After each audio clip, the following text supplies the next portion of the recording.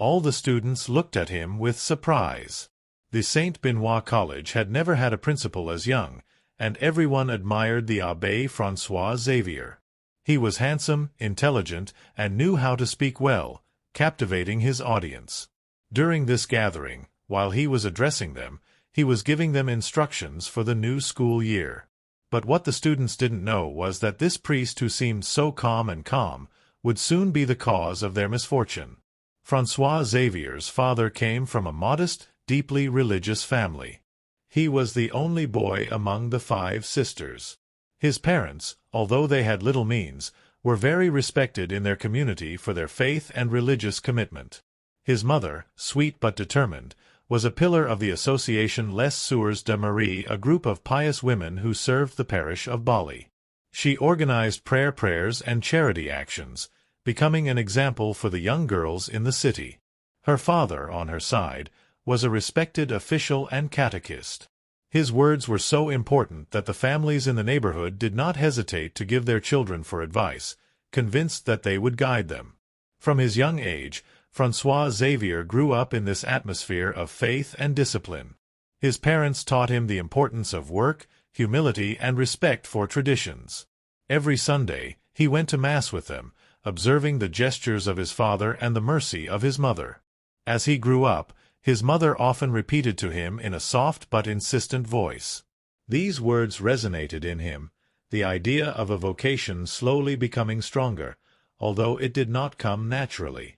Often, he felt lost in front of his expectations, wondering why his mother wanted him to become a priest for so long. For François, the idea of becoming a priest was vague, a choice he did not really understand. He did not have clear dreams yet, but he knew that he loved his family deeply and wanted to honor them, especially to his parents who had sacrificed so much for him. Even though he did not feel the deep appeal of a future priest, he agreed to satisfy them, hoping that the voice would be enlightened with time.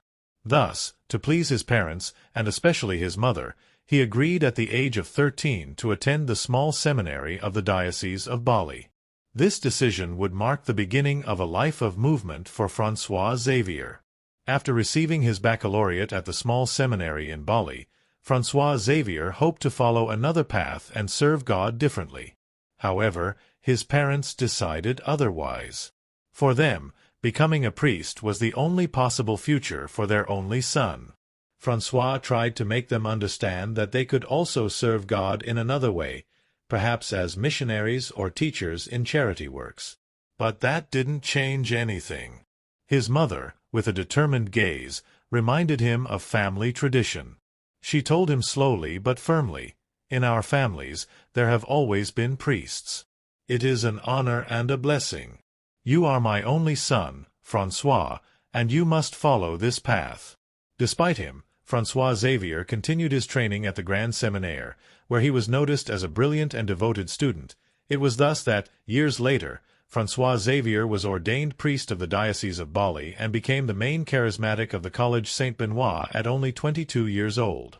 The College Saint Benoît, a mixed boarding school, was the most prestigious establishment in Bali, recognized for its academic excellence and its strict discipline. Its reputation attracted the ambitious families of the region, convinced that this establishment offered to their children an intellectual and moral education of quality.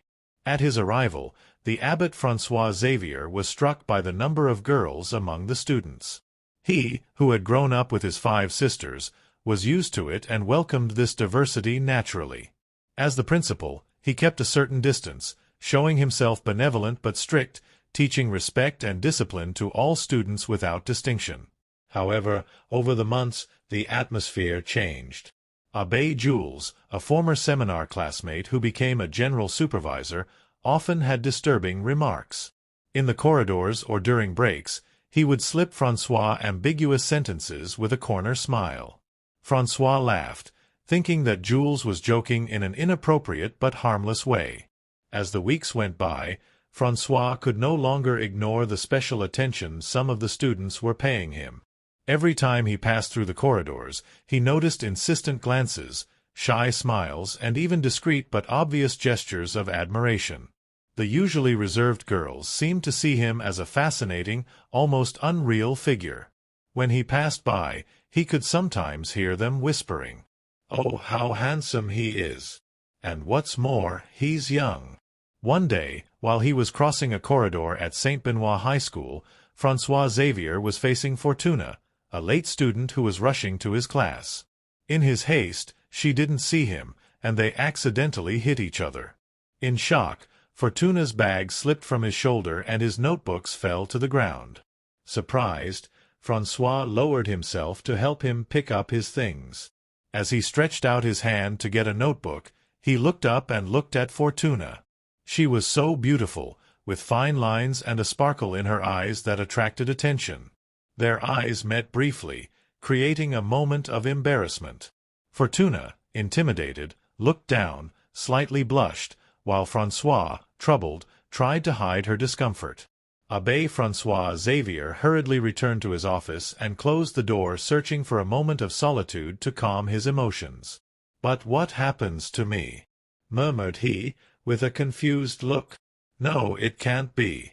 I am a priest. I have been asked to serve God, and only God. I can't let myself go to such feelings and worldly desires." He sat down, trembling, trying to repel the thoughts that had been imposed on him after this exchange with Fortuna, repeating silent prayers to recenter and chase away the emotion that threatened to turn him away from his mission. The following days were particularly difficult for François Xavier. Despite all his efforts to resist, he was surprised to look at Fortuna in the crowd. As he walked through the corridors, his gaze unconsciously swept the students, hoping to see the one that disturbed his mind.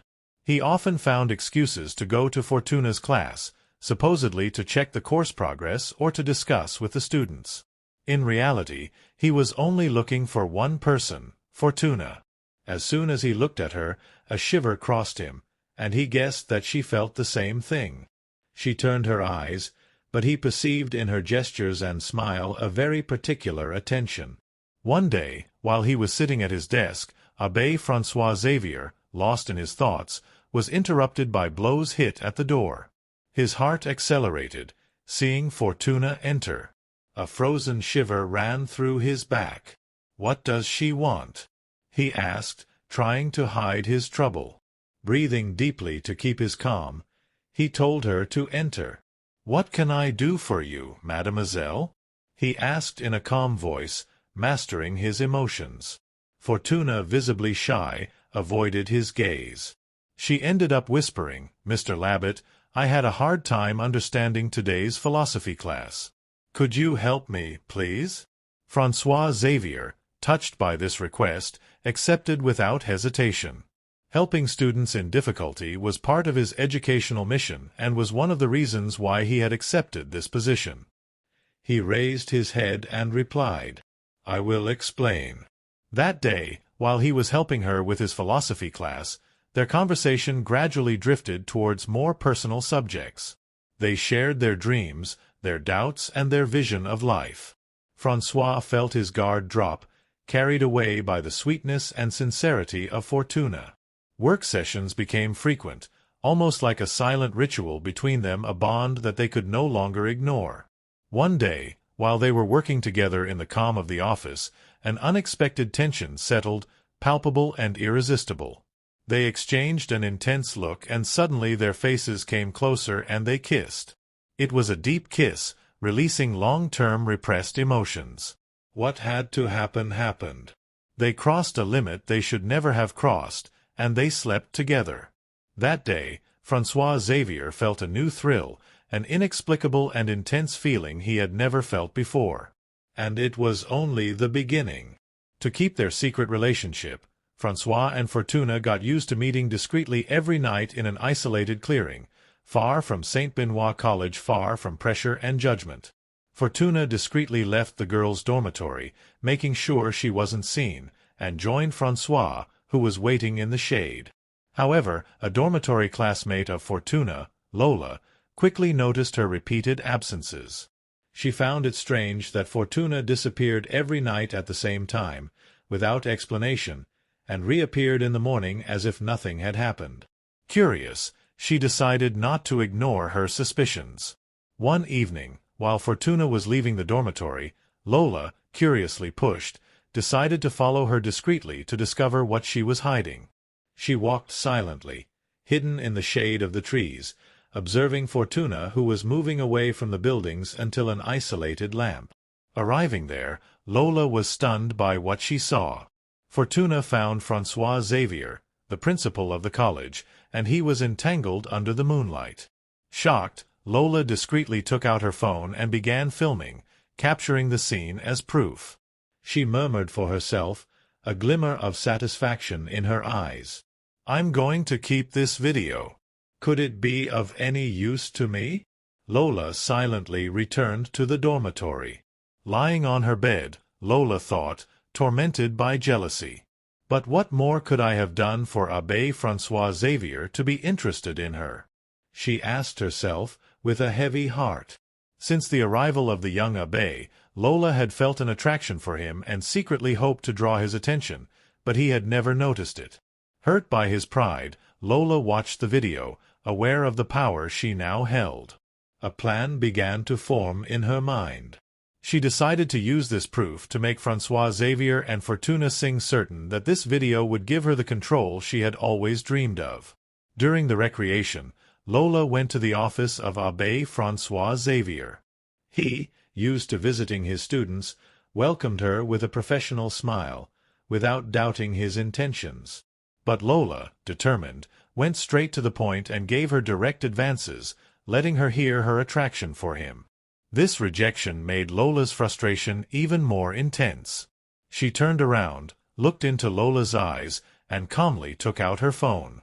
"You should probably think about it before you reject me," she said in a glacial voice. "I have a video of you, and fortunately, if you don't want everyone to discover your secret, I advise you to listen to me." To these words, François Xavier felt his blood freeze. He remained silent. He never imagined that his secret could be discovered and even less used against him. The weight of his fault, until then hidden, had just caught up with him. Lola, merciless, continued.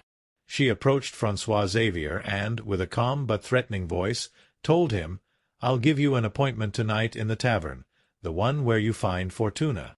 If you don't come, this video will be shared and everyone will know the truth." Lola's words resonated in him like a fatal blow. In an instant, he thought of his parents, of all the sacrifices they had made to see him become a priest, of their pride in seeing him serve God. He relived the years of rigor and dedication at the seminary, the teachings of his superiors, the blessings of his bishop, and the respect he had gained in his diocese. This video, between Lola's hands, was not only a threat to a scandal. It contained the power to destroy it completely. It risked excommunication, the exclusion of the Church, and the loss of everything that had made sense in its existence. François Xavier went to the lamp with a heavy heart. On his arrival, he saw Lola, who was waiting for him, dressed in a provocative way, with a smile on her lips.